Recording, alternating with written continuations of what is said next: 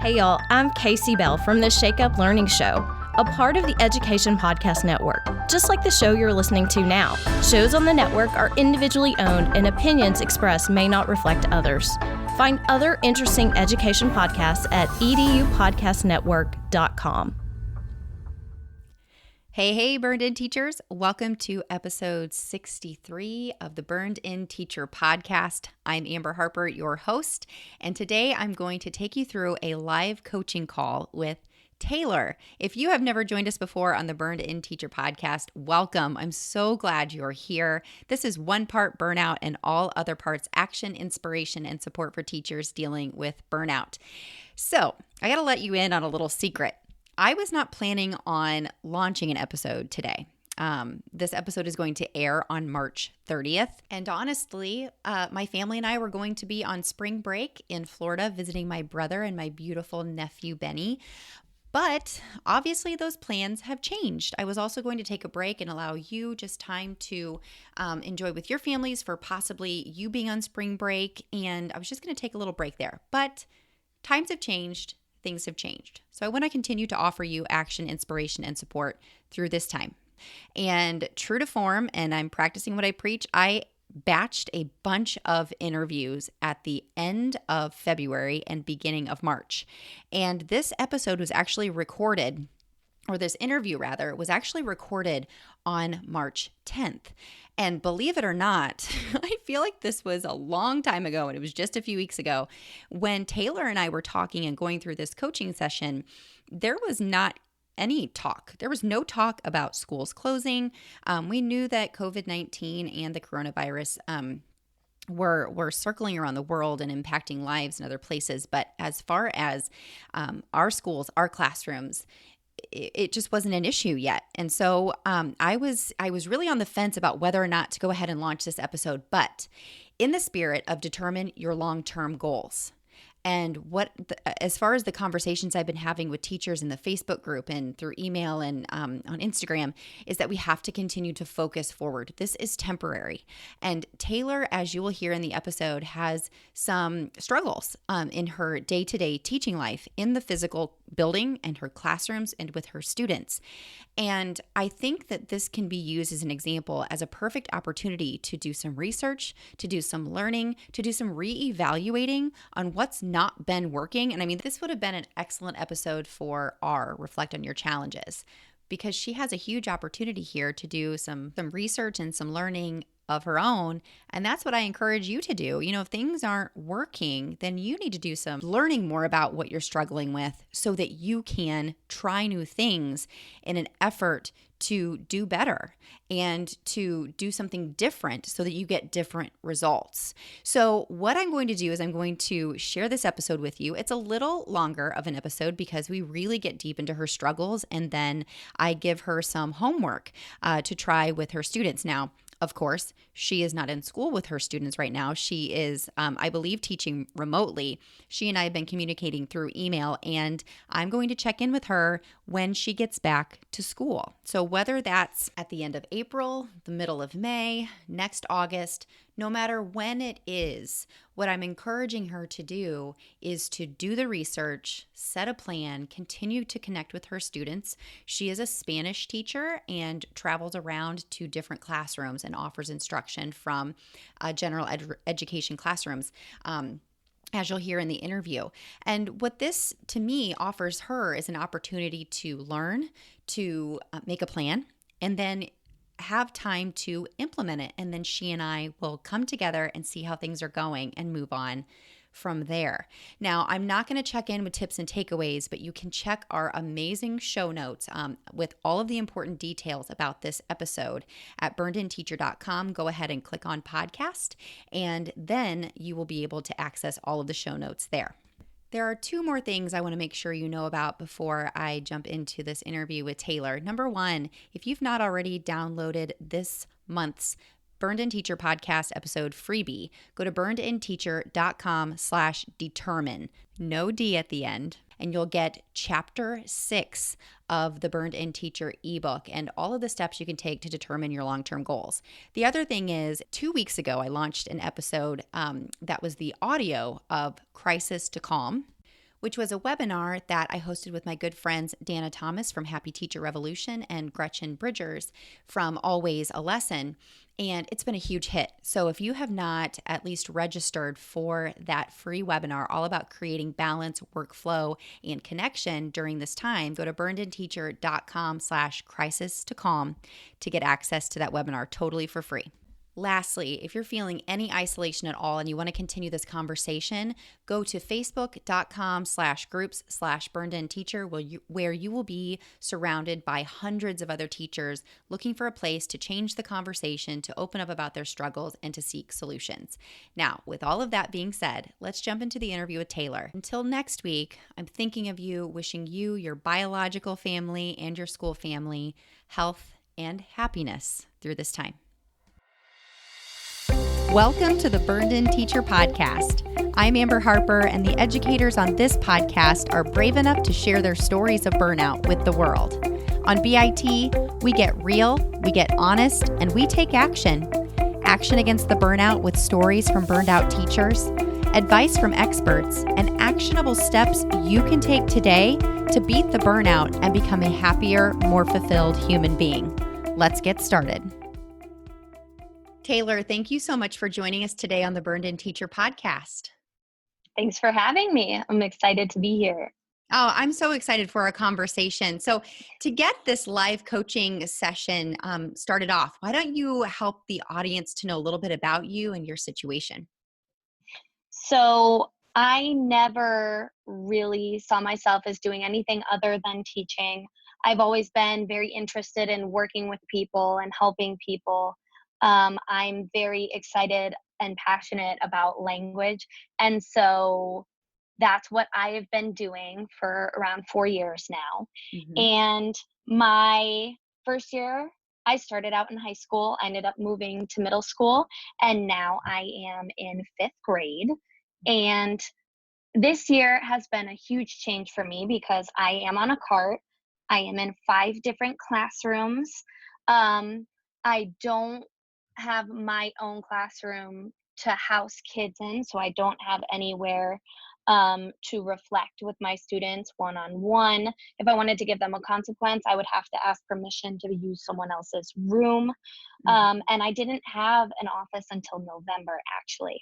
So it was a very unique situation. This is a new up and running program, and I'm also writing curriculum while all of this is going on. So it's been a challenge for me to not get completely immersed in work, and I am for sure burnt out, but I'm looking for ways to reduce that feeling and just staying in a healthy mental space and really enjoying what I'm doing and not getting lost in some of the behaviors, because when they are so little, I adore my kids, but you would not believe the amount of behaviors that happen, especially when I see almost the whole 5th grade. So I see roughly 400 kids throughout the entire year. Wow. That's a lot. So I am going to ask you to quickly back up. So you say that you're considered a specials class. You Mhm. are on a cart and you travel around to 5th grade classes. How many classes are we talking about?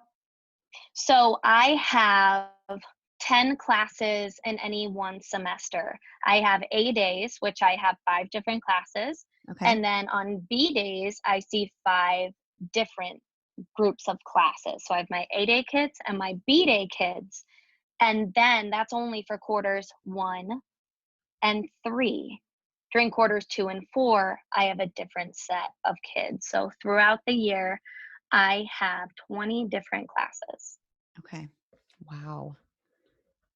So I how know all many their names. and you know all their names. Yes. That's something to give yourself a pat on the back for. That is a win. Yeah. And I'll take that it. tells me something about you too, is that you value that relationship and you value student voices. Absolutely. And it's hard because I only see them every other day, every other quarter. And you Mhm. don't realize how difficult it can be to create relationships, especially when some of the class sizes range so widely in their numbers. I have some classes where I have 14 kids, I have some classes where I have 25. Um, Okay. so I try to create relationships with them as best as I can, but sometimes it can feel like a losing game. Yeah, oh my gosh, I can't imagine. When you talk about the behaviors, I can definitely relate to that. There are some behaviors that I've seen in my students that make my jaw drop. And it's really hard to separate yourself from the biases that we have sometimes about Mhm. how students should behave, or, Yes. what they should or shouldn't know about Hmm. how to behave in the classroom. And then one more question for you to help me understand. What is your title? So you're considered specials, like you said, fifth Hmm. grade. But what is your title? What do you teach when you're traveling around? Spanish. Okay, So I'm considered a Spanish teacher. gotcha. And I apologize if you said that earlier and I missed it. That's all right. I'm actually working through my graduate degree right now, and I'm studying TESOL, teaching English to speakers of other languages. So Okay. And do you have future plans for what you want to do with that degree?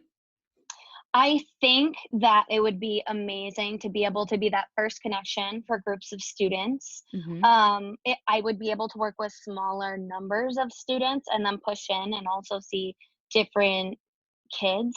Hmm. I think that it sounds like an awesome scenario for me. The only thing is, I've gone to different schools and different levels 3 times in the past 4 years, so it would be nice to get settled. So we'll see how things turn out. Yeah. And what year is this for you?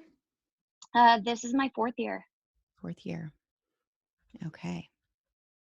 All right. So now I'm going to go through a series of questions, Taylor, just to help me to understand. Now I know what you're doing right now in your current day to day life, but I also Mhm, want to do a little bit of reflecting. And Taylor, I know that you have participated in the Burned In Teacher Training course and Out the Door by Four. Uh, mhm. I'm correct, right? I want to make sure I'm talking Yes, about the right Taylor here. Um, yes. so can you tell me, have you made it through those courses? And what are some things that you've already picked up from those? So I really like the idea of, I'm forgetting your term for it right now, but the chunking things into different pieces and making sure that you're scheduling it, blocking, and help me with the Batching and blocking. yes, batching and blocking. Okay. Organization is essential when you're in my role. So I need to make sure my time is organized, that I am working efficiently, Mhm. and I can always be a little bit better at that, but the organization piece is so important, and that has helped me a lot in terms of my time. I Mhm. find that it has helped me manage my time better, especially being on a cart. You don't realize how important your time is, because Mhm. not only do you have to clean up the classroom before you leave, but you also have to travel to your next destination. Mhm. And that takes up time from the next class and also from my prep period, from my lunch. So it's very important for me to have my time accounted for. Fantastic. So tell me what brought you to Burned In Teacher in the first place. What I'm kind of starting with B here, with begin where you are. Hmm. What happened in the past that brought you here? So then we'll know how to move forward. So last year, I was feeling possibly even more burnt out than I'm feeling now, because I didn't have a prep period. I had taken on an extra class. I was facilitating my department, um, and it was a lot. So, Mhm. additionally, there were more meetings every month. I had more responsibility. The extra class that I picked up had some different level students than the ones I was teaching. They had just been leveled out of a reading program, and so they needed a place to put them. So they wanted to put them in a Spanish class. Mhm. So it was a lot at once. It was different curriculum that I had to work with, and it was just a completely different group of kids. So I had a lot going on at once, and I was very overwhelmed. Um, and just some different things that happened to me personally added on that extra stress. And I was feeling very anxious, and I was searching for ways to lessen the just emotionally what I was feeling, because it was getting hard for me to kind of get through the days and get everything done without feeling guilty that I wasn't um, functioning at my highest level, giving my 100% to everything, because when you're giving too much, you can't. Mhm. So true, by the way. You can't do it all, for sure. And Mhm. you certainly can't do it all well. So, um, what type of burnout were you experiencing then? And what type of burnout do you feel like you're experiencing now? And I'm referring to the teacher burnout quiz. Have you taken that? I have taken it. Okay. Um, I don't have it up in front of me right now, though. I'm Okay. sorry. Based on what we chatted just really quickly before we Mhm. hit record, based on what you told me, I'd like to kind of make a judgment on what I think that you're dealing with here. Based Okay. on last year when you joined Out the Door by Four, Mhm. that you were probably burned and unbalanced, Mhm. struggling with all the things there were to do, not enough time to do them, a lot on your plate, Mhm. overwhelmed, anxious, frustrated, right? Yes. And now, and I'm going to ask you to elaborate on what you're feeling now. And I think I already know based on what you told Mhm. me. I'm thinking probably burned and over it a little bit. Mhm. Lots of behaviors, student behaviors, frustration with that, management of students, relationships, respect, that sort of thing. Absolutely. And I'm almost at the point where I'm looking elsewhere, because I feel like it is so hard for me to figure out how to make this work on a daily basis. And Mhm. where I'm at now, I can't imagine doing this how I am currently doing it for the rest of my career. It Mhm. seems so challenging being where I'm at, and I just know that something's got to give, something's got to change, or I am going to flame out. Yeah, yeah, of course. Okay, so what are your goals? What do you want right now? Because it sounds like you've really taken control and made some changes as far as your Mhm. organization, your planning, your prepping, all of Mhm. that, all of those things that come along with the Out the Door by Four. But Mhm. tell me about what you're struggling with now specifically, and Mhm. what your ideal outcome would be. So right now, I'm struggling with getting everything done at once, having so many different things that I need to accomplish and staying on top of all of them. Mhm, So I would like to be able to also have a life outside of my job. That's my main goal. mhm, We just got a dog over the summer, and I want to actually be able to go out on longer walks and hikes with him after school, after having done what I need to for the day. mhm, Um, because I've had so much grading and it's easy to get behind in that. I am not able to leave it at school right now at this point in time, because I am trying to figure out where I want to go next in terms of the curriculum and my planning, and um, differentiate for my students and meet them at their level and adjust my expectations for that, because it is my first year teaching fifth grade, and I mhm, want to make sure I am doing everything I can to help them be successful. mhm, Um, but I also want to get like honor myself and give myself time outside of work to recharge and enjoy the relationships I have outside of school.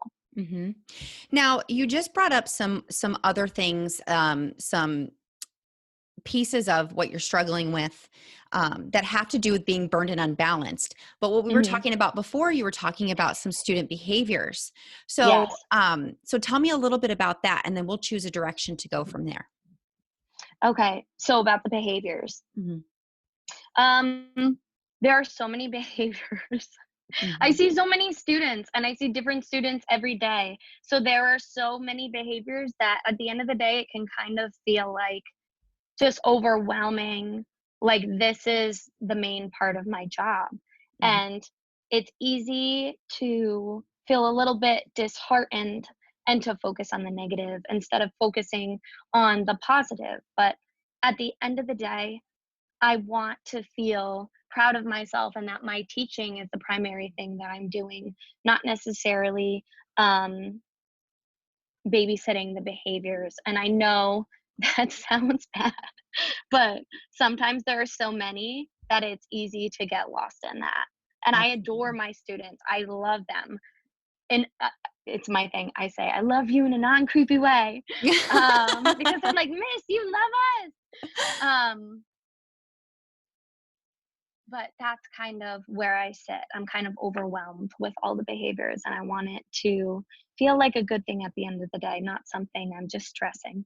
Mhm. I'm taking notes here as you're talking. Yeah. So, in order for this to have a in order for us to lay out this session so that you come Mhm. away with some action items, we need to Mhm. choose one to focus on for today. Mhm. So would you like to focus on the unbalanced part with, struggling with all of the things, different things, the deadlines, the curriculum, the planning, the prepping, the grading, all of that, so you Mhm. can leave at a decent time? Or would you like to focus on the classroom management side of things? Or, you had said already that you had already made some small changes that were having Mhm. some pretty good results. Yes. But would you like to focus on those relationships, those behaviors? I think that's something that right now I'm in it, and I think growing more and making the choice to go in that direction will help me even more, especially finishing out the rest of the quarter. Okay. So let's go in that direction. With the student behaviors? Yes. Fantastic. Okay. So help me to understand. You have 20 students, or I'm sorry, 20 classes. Yes? Yes. Hmm. 15 to 25 students in each class. Yes. Okay. So you have approximately, let me get out my calculator here, approximately 400 students, give or take. Hmm. Okay. Yeah. I should have been able to do that in my head. I thought it was going to be a lot harder than that. So think about your first class that you're going to walk into tomorrow. Hmm. Okay. Help me to understand what that looks like. Okay. So the first class I walk into is a science classroom, Mhm. and it has rows of desks. They have folders that they're going to get, and they put down on the desk. Um, and we work off of the smart board in that classroom. I have a desk on the side that I can use because the teacher was gracious enough to ask for one for me. Mhm. And um, we would go from there. But class sometimes can get off to a slow start because I have a couple of heavy hitters and they like to try to switch their seats and things like that, arguing about what people have said, not being mindful of how they're acting towards one another. Um, so if I could nip that in the bud, that'd be awesome. Just quickly getting into the class, but I still need to set up because I am on my cart. I have to log the previous teacher out and get everything set up and then start. Okay. So you said you're struggling with they're wanting to switch seats. I can totally relate to that. Mhm. They're arguing with one another about this or that. Is there something specific or is it just in general? It's really the way they talk to each other.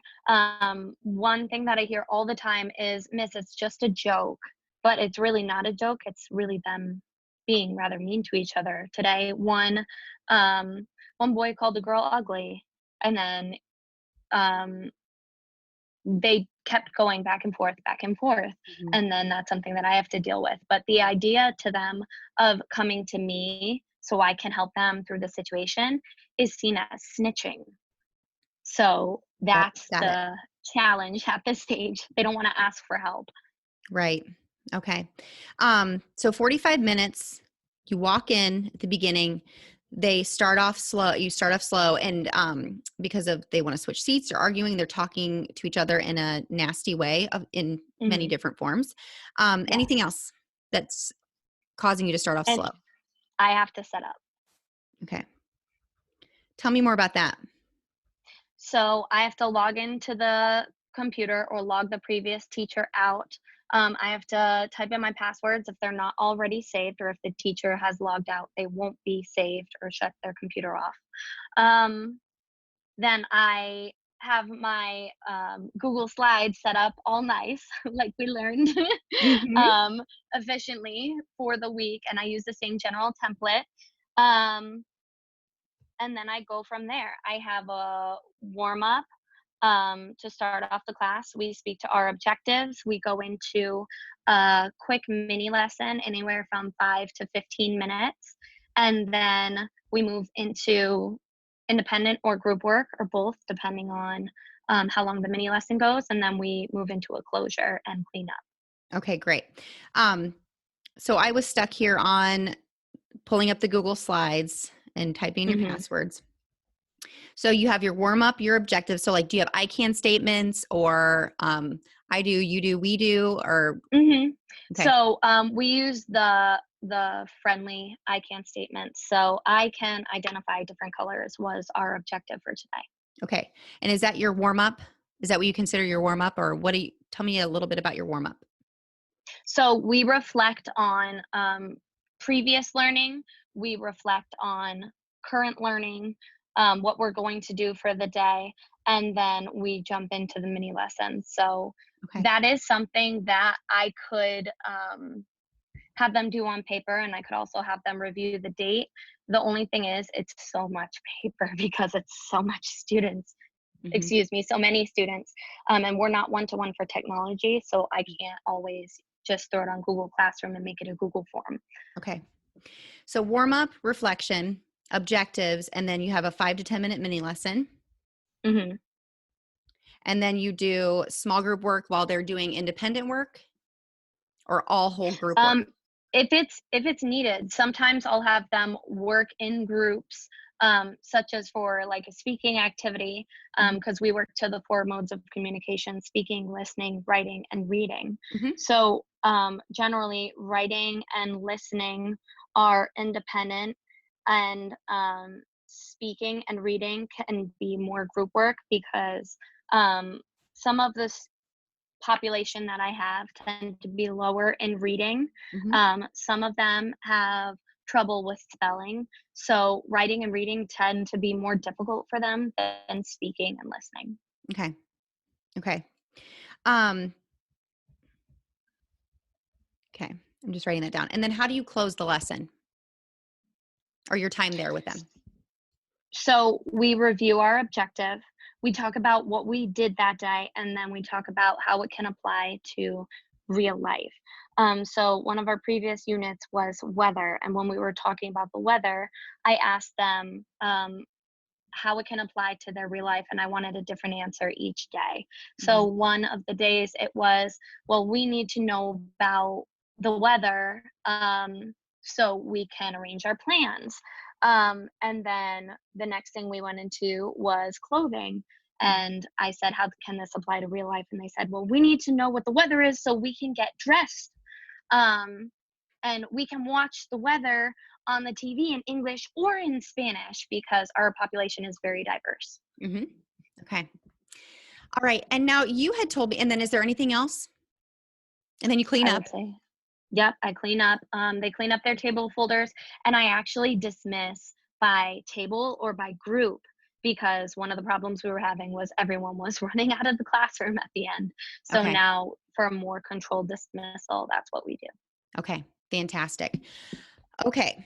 So you said you start off slow, but once you start your the objectives and the warm up, Hmm. and then help me understand the behaviors there. So it really starts getting moving as long as they don't have questions, as long as kids aren't being goofy and saying things that are unrelated. Mhm. Um, if they aren't getting into any behaviors or side conversations, then we're good. And I've been focusing more on classroom management and just addressing behaviors as they come up, making sure that I am consistent with the consequences and then following up with that at home as well. Tell me And more that's about that. okay. So we have all of our classroom expectations. Stay in your seat unless given permission to get up and move around. Um, or we're doing a moving activity. Keep your voices low so everybody can focus and concentrate. Different things like that, things that I'm sure all teachers expect in their classrooms. Be kind to each other, be respectful, be mindful of how you speak. And so if they are doing that and doing a good job, then I would mark them down as a positive, and I would give them our PBIS payment system. I would give them a coupon.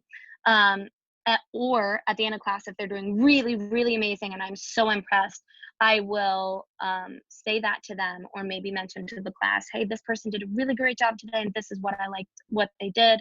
And then I offer a positive phone call or email. On the flip side, I don't like calling them strikes because they don't respond as well to that as warnings. So if they get one warning, it's no big deal. You just need to get back on track.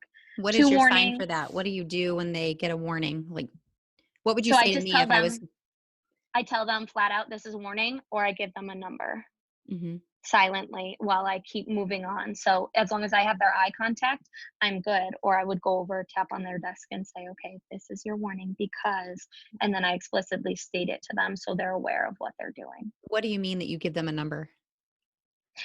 So the first warning isn't a big deal. The second warning is a big deal, but you can still turn it around. And the third warning would result in contact home and Okay. then maybe a consequence. So maybe that means they come during lunch and do a think sheet. Maybe if they were doing something that harmed another student, that would be a bigger consequence that would be referred to administration. So Mhm. 3 is like the big number, like, hey, I gave you some chances, but you didn't turn it around. And now I need to um, get involved with the people Okay. who care about you so we can figure out how to make it work successfully. So is it a physical number that you hand to them, or is it just you have to remember? I have it written down on my clipboard. Got it. Okay. All right. So so that's sort of just the system for the entire 45 minutes that you're with them. And then when you're closing, I mean, are there any points of you coming in, getting started with a warm up, then the whole group practice or small group practice, however it is that you've set up that lesson, and then the hmm closing, the reflection? Are there any parts that you would say that the behavior is overall the worst? Um,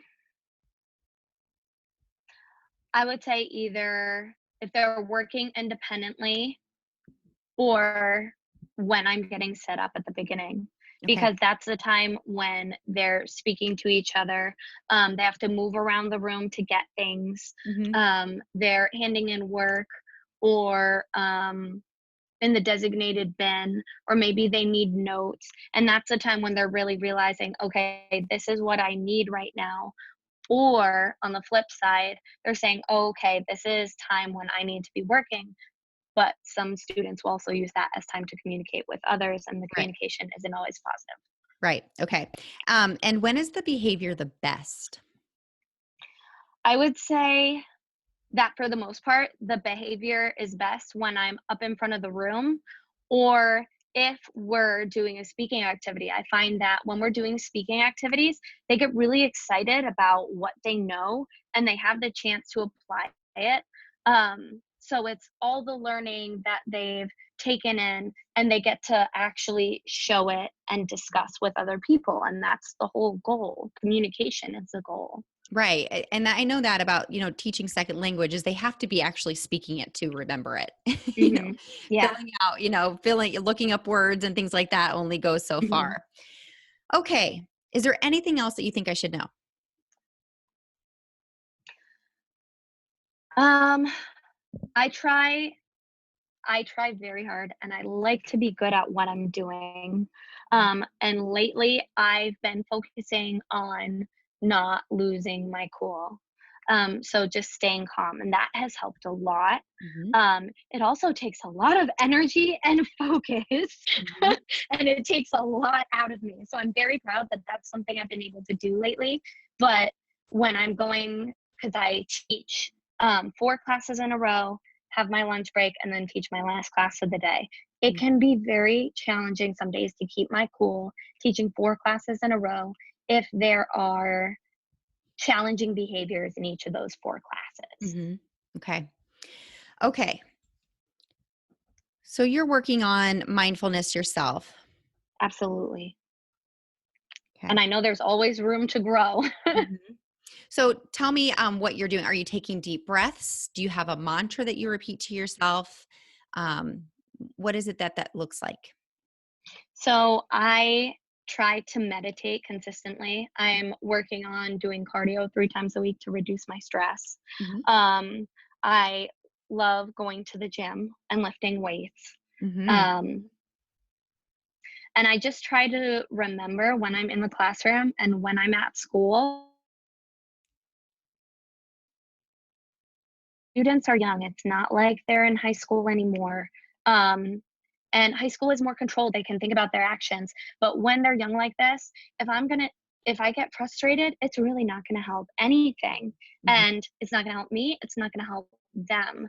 And they need to know that I'm there and I care. Like there are so many kids with trauma currently or previous trauma. And our population is so diverse, but we are also a Title I school. Mm-hmm. So that means that I need to be able to be there for my kids. At the end of the day, they need to know that I care about them, even if I need to be strict in class. And Mm-hmm. because if they don't know that I care about them, I nothing I do is going to work. Okay. So let's build off of what you just said. So I want to go back to when you, or even before you walk into the classroom. How is your relationship Mhm. with the teachers that you work with? Um, I would say that I'm on everybody's good sides. I try to be very respectful and polite. Um, I'm pretty happy go lucky, but sometimes too apologetic. I feel like it's not my space because I only am in that room for one class period. Um, and even though teachers will tell me this is your space too, I don't always have space to put things up around the room. Mm-hmm. Sometimes they'll move their room and they won't tell me the new seating arrangement. Um, so it kind of feels like I'm on the outs sometimes, but I would say I have a pretty good relationship with them. I don't know that they know that I feel this way, and that's kind of hard for me to express, I think, because I don't want to make anybody feel bad and I don't want to hurt anybody's feelings, but at the same time I know that I need to be a better advocate for myself. I just think that it's easier to do that going into it in the beginning, and that was something that I didn't necessarily do at the beginning of the school year. I find that transitions are best done either at the beginning or at a big, huge point, like the middle of the year when everybody switches classes, things like that. Mm-hmm.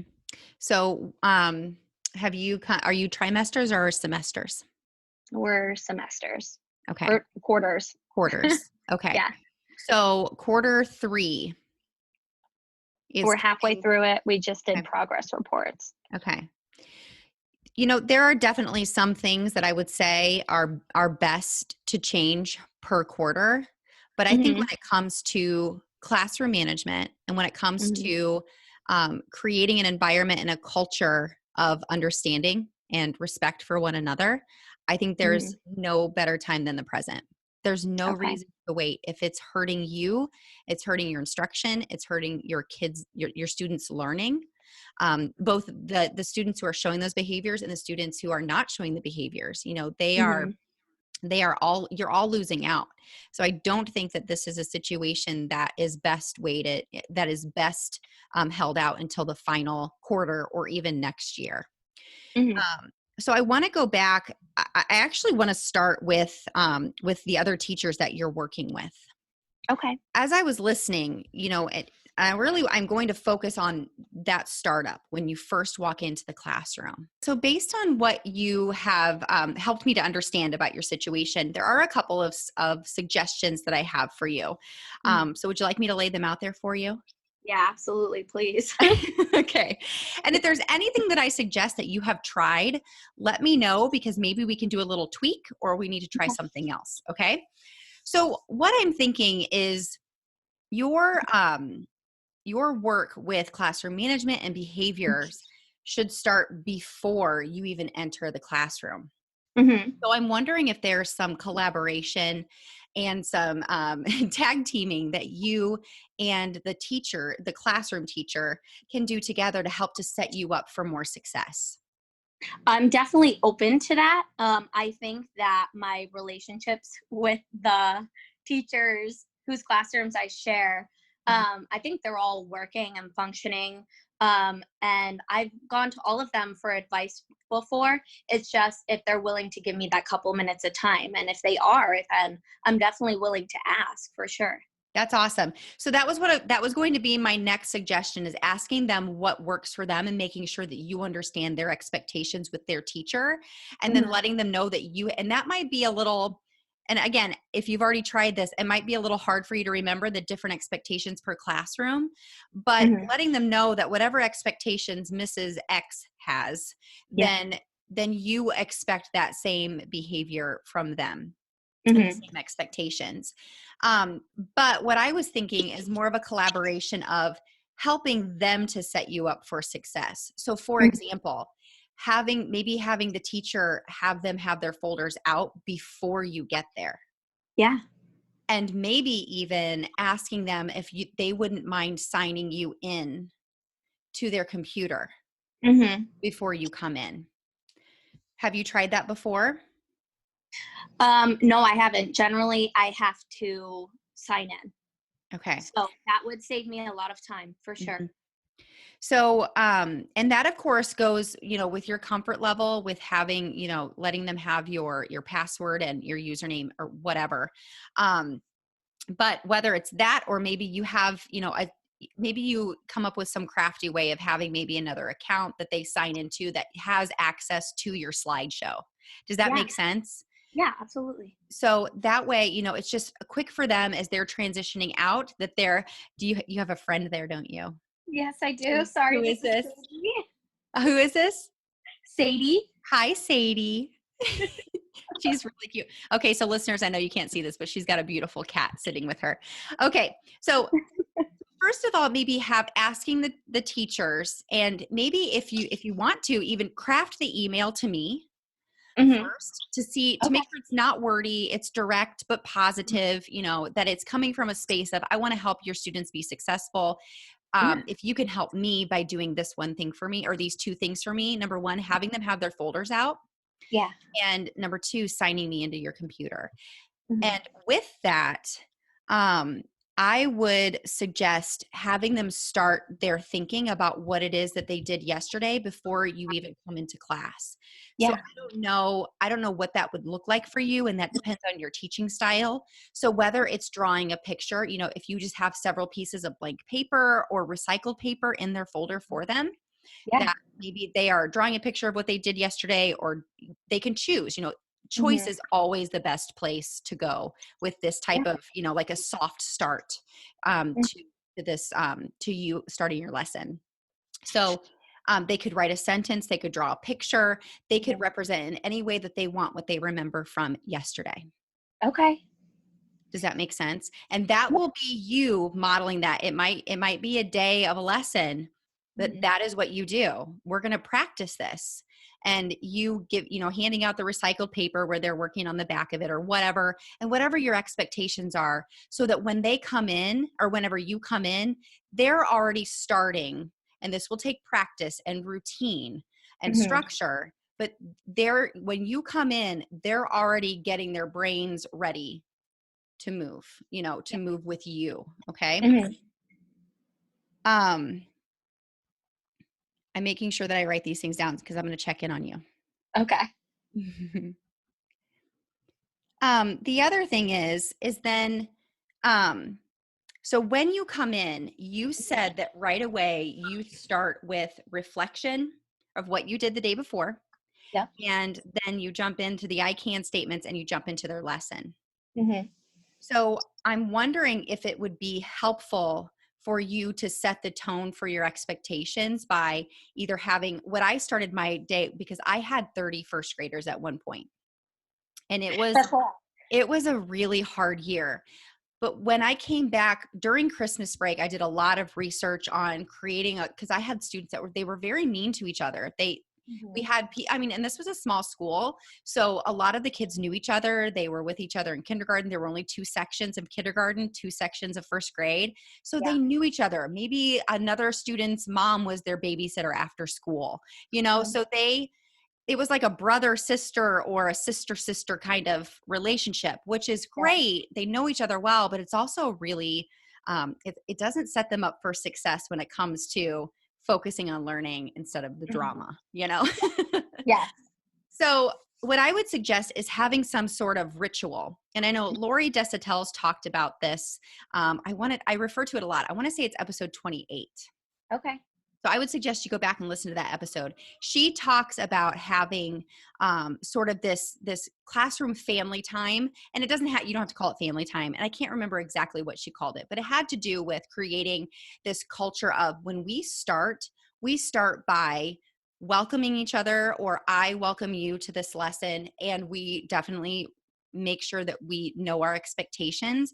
So whether Mhm. that's with a chant, for me, it was a classroom. I called it a classroom mantra because they could say it without it even being displayed on my slides because we did it every single morning. But I Yeah. actually borrowed it from my daughter's school. So it was like a classroom pledge, like the Mhm. Pledge of Allegiance, but it Yeah. was a classroom pledge about how we are going to behave and what it is that we're going to focus on and what we're going to be mindful of. Mhm.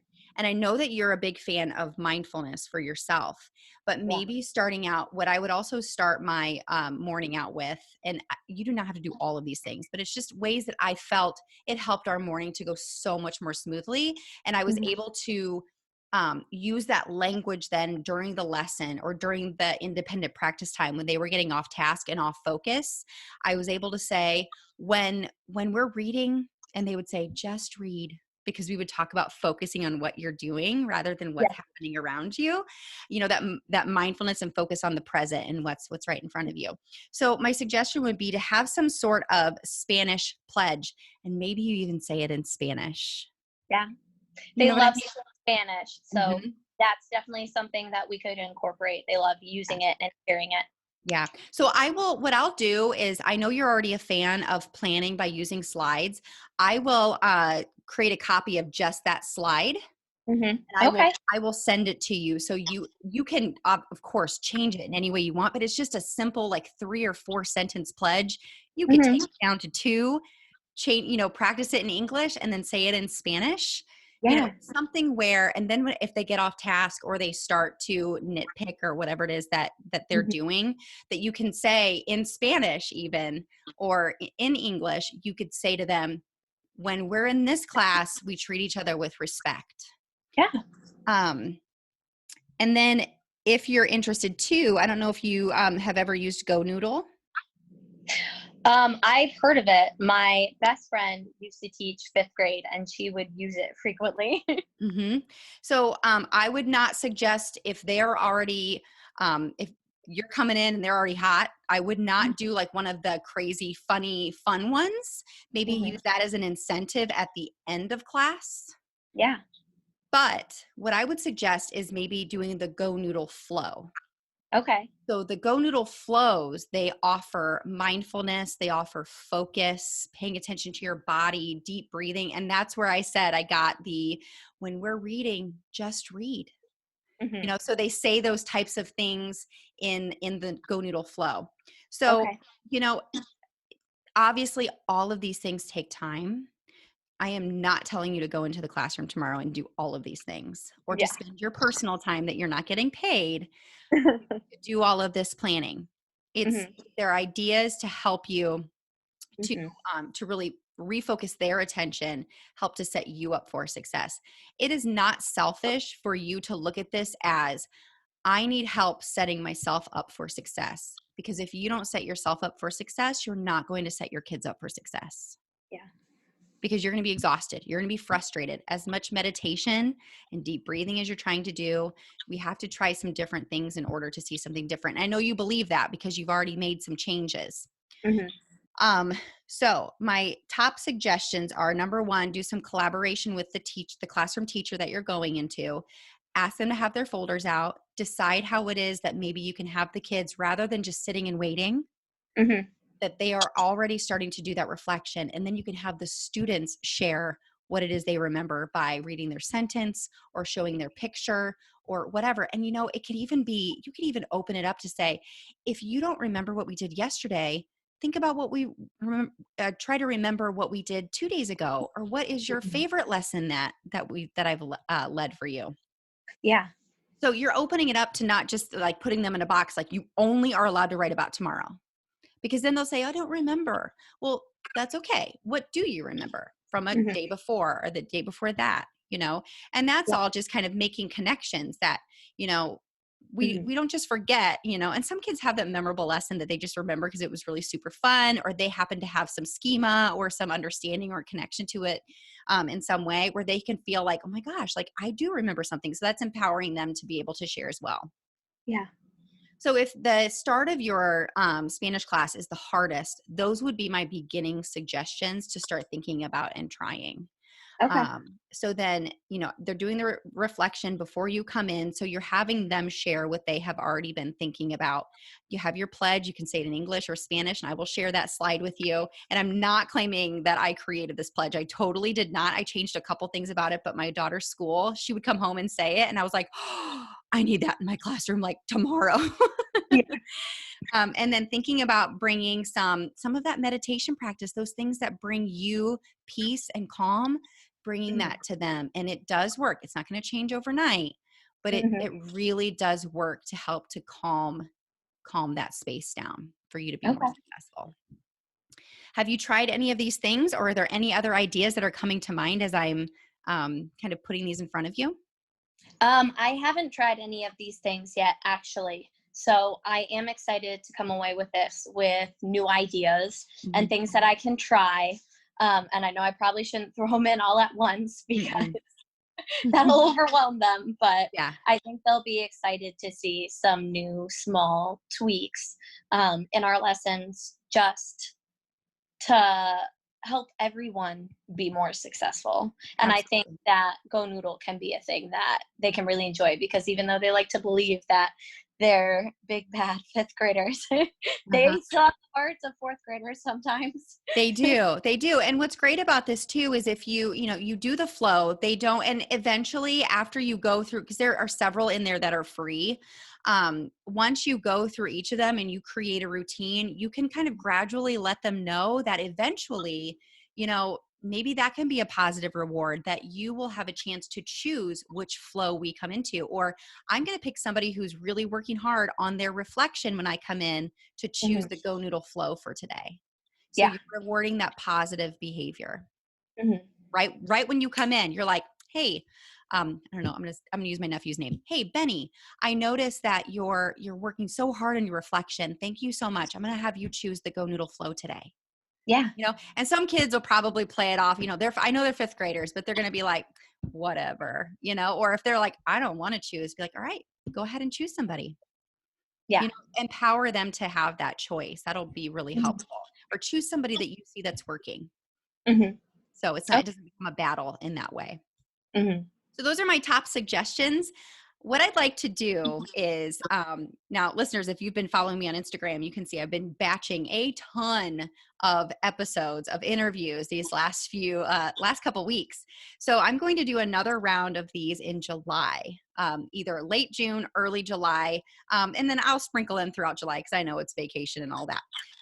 So I would love to check in with you and see Yeah. how things went. And of course, even before that, I want you to email me. Yes. Let me know how things are going. Ask me questions. I'm more than happy to walk you through this Hmm. as Okay. you implement these changes and answer any questions that you have. Okay. Yeah. Thank you so much. Okay. Do you have any questions before we end our call tonight? Oh, questions are my favorite. What what would you recommend for me in terms of my favorite quote? Like, my little mantra is, sometimes courage is the soft voice at the end of the day that says I'll try again tomorrow. Mhm. So if I'm having one of those hard days and I can focus on doing one little thing to kind of turn it around, or at least end on a good note, what do you recommend that would be? One little thing, like one little thing you can say to yourself, or one little thing you can do? I'm a woman of action. I like actions. So, Okay. I would ask yourself, does this have to be done? mhm, And not okay. just does this have to be done now, does this have to be done at all? Okay. And to go even deeper, does it have to be done this way with this much detail? Mhm. Okay. Because sometimes we put pressure on ourselves, especially if we have that disease to please. We Mhm. want that gold star and we want to be known for doing all the things, which is like 95% of the teachers that I work with. I mean, we Yeah. all want to be liked. We don't Mhm. said it tonight, Taylor, and I'm glad you asked this question because you said, I don't want, hold on, I have to write this. I wrote it down and put a star beside it. You said, I don't want to let anybody down, or I don't want to make anybody mad. And you said, I know that I should talk to them, but I don't, you said something along the lines, I wish I could find it. I'm looking through my notes furiously here. But you said, I don't want to let them down. You're not letting anybody down but yourself by not asking for help. Okay. Okay. You're not a superhero. So I see a couple of these agents of same. Do you know what I'm talking about here? Yeah. Okay. So these agents of same, I see two of them. Number one, if it isn't perfect, it isn't good enough to try or do. Mhm. And I can do everything myself. That's superhero Sam. You Yeah. can't do it all yourself. Number one, you can't do it all. Mhm. Two, you certainly can't do it all yourself. So it's okay to ask for help. And it's okay to ask yourself, does this have to be done? Or have I made this unwritten rule for myself that it has to be done and it has to be done this way? And Mhm. that will not only help you to think about, take a different perspective on how you're starting your class time, but it's Mhm. also going to help you to look differently at how you're spending your time at home. Yeah. Because that is a whole nother coaching call. And Mhm. that in, and that in itself warrants a couple of steps to really reassess why you're taking so much home. Yes. Okay. So I hope that was helpful. Is that Yeah. helpful to you? Okay. I think that is something that I can incorporate into every aspect of my life. And if you knew the people in my life, they would tell you that you got me on the nose. And that what you just said is probably something that I needed to hear and I need like up on my bulletin board in my office. Mhm, So mhm. yes, thank you. And this is honestly, you're so welcome. And honestly, this is something even have you seen Miss Americana yet on Netflix? Yes. Okay. Do you remember the part? I keep coming back to this. Taylor shared something I did not know she was struggling with in her Hmm. life. Okay. You may know what I'm talking about.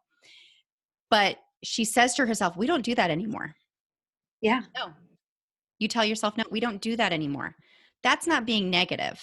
Hmm. Okay. That's being mentally strong. We don't do that anymore. Okay. Yeah.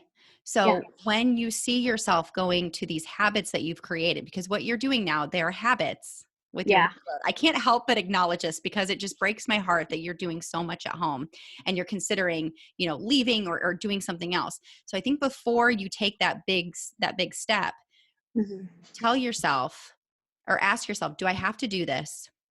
And even in some cases, tell yourself, I don't do that anymore. Yeah. And it's okay. All right. Okay. I'm Okay. hyped. Oh, good. I'm so glad. I'm hyped too. Like I have goosebumps. All right. So here's what I want you to do. I want you to, I'm going to type out an email to you. I'm going to type out these 5 things that I'd like you to try. I'm going to attach Hmm. this slide for you. Okay. And Hmm. I just want you to check in. It doesn't have to be every day. It does not have to be every day. It doesn't have to be 4 paragraphs. Okay. Yeah. Just check in. I'm going to check in on you, okay, over the next couple of, especially the next couple of weeks into the end of the school year. And then we're Yeah. going to bring you back on next season Sounds great. to see how things are going, okay? Absolutely. Awesome. All right, Taylor, it was so good to have you on here today. I know it's hard stuff we're talking about, but it to me, it's so fun to go through these conversations and to help you. So thank you for allowing me to do this live coaching session with you. Yeah, and it's nice to see the light at the end of the tunnel. Yes. Whatever it be. Well, Thank I you. cannot wait. You're so welcome. Thank you for coming on, and I cannot wait to see some transformation. Thank you. Bye. Bye. If you enjoyed today's podcast episode, you can head over to burnedinteacher.com where you can access the entire vault of Burned In Teacher podcast episodes and more information about ways I want to help you go from burned out teacher to burned in human. If you enjoyed today's episode, I would be so grateful if you would head over to iTunes and leave a review and a rating about the Burned In Teacher podcast. Until next time, take a deep breath, because you just took another step to becoming a burned in teacher. Burn on.